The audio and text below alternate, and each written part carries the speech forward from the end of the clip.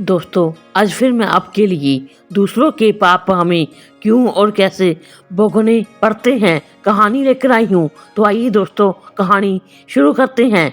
एक समय की बात है। एक प्रतापी राजा था। उसने अपने राजमहल में ब्राह्मणों के भोजन का आयोजन किया और यह भोजन उसने अपने बाग बगीचे वाले पर रखा था, इसलिए रसोइया भी उसी स्थान पर जाकर भोजन पका रहा था। उसी समय आकाश से एक चील आया। उस चील ने अपने मुंह में एक सर्प को दबाया हुआ था और जब वो चील उस बगीचे के ऊपर से जा रहा था, उस समय उस सांप ने उस चील को डसने की कोशिश करी, जिसके कारण जहर की कुछ बूंदें उस बर्तन में गिर गई जिसमें ब्राह्मणों के लिए भोजन पकाया जा रहा था। लेकिन वो उस रसोइये को इस बात का पता नहीं चला, जरा भी आभास नहीं हुआ कि जहर की बूंदें इस बर्तन में गिर गई है। फलस्वरूप वो सारा भोजन जहरीला हो गया और यह भोजन ब्राह्मणों ने खा लिया। जहरीला भोजन करने के कारण सभी ब्राह्मणों की मृत्यु हो गई और एक साथ इतने ब्राह्मणों की मृत्यु हो जाना कोई अच्छी बात नहीं थी और यह तो घोर पाप। भगवान के सामने यह प्रश्न उठा कि इस पाप की सजा किसको दी जाए। उस राजा को जिसने इस भोजन का आयोजन किया था, लेकिन उसे तो पता भी नहीं था कि भोजन में जहर है, या उस रसोइये को जिसने वो भोजन बनाया था, परंतु वो भी इस बात से अनभिज्ञ था कि यह भोजन जहरीला हो चुका है, तो क्या सजा उस चील को दी जाए जो उस सर्प को लेकर वहाँ से निकला, और या फिर सजा उस सांप को दी जाए जिसने आत्म रक्षा के लिए उस जहर को उगला। तो यह बड़े जस की स्थिति बन गई कि आखिर इतने बड़े घोर पाप की सजा किसको दी जाए। तो इस कर्म की सजा के लिए काफ़ी दिन बीत गए। फिर एक दिन कुछ ब्राह्मण उसमें आए और उन्होंने एक महिला से राजमहल का पता पूछा।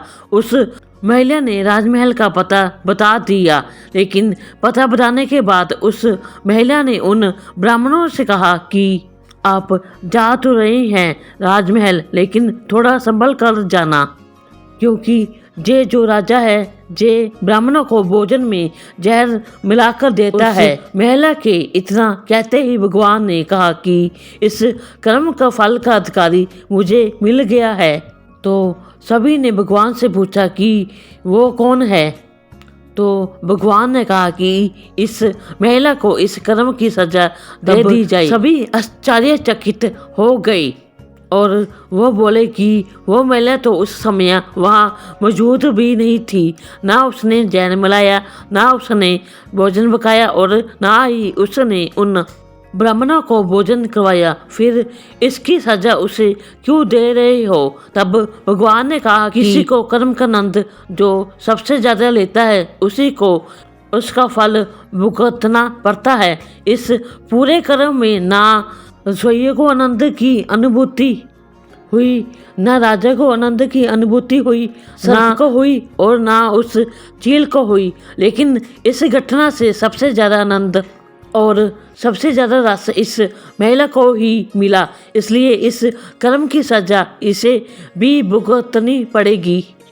सीख दोस्तों, इस कहानी से हमें यह शिक्षा मिलती है कि कर्म के फल की व्याख्या इतनी आसान नहीं है। शब्द ही हमारे कर्म हैं। हम जो काम करते हैं वो तो हमारे कर्म होते ही हैं, लेकिन जो हमारी किसी के प्रति भावनाएं हैं वही हमारे कर्म हैं। हमारे विचार ही हमारे कर्म हैं। अगर आपने विचारों पर नियंत्रण करना सीख लिया तब आप एक महान इंसान बन जाते हैं।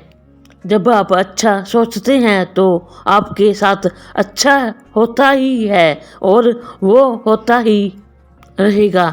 इसलिए दोस्तों, किसी के भी बुरे कर्मों की आलोचना नहीं करनी चाहिए। दोस्तों, मैं आशा करती हूँ कि आपको यह कहानी पसंद आई होगी। मेरी कहानी सुनने के लिए आपका बहुत बहुत धन्यवाद।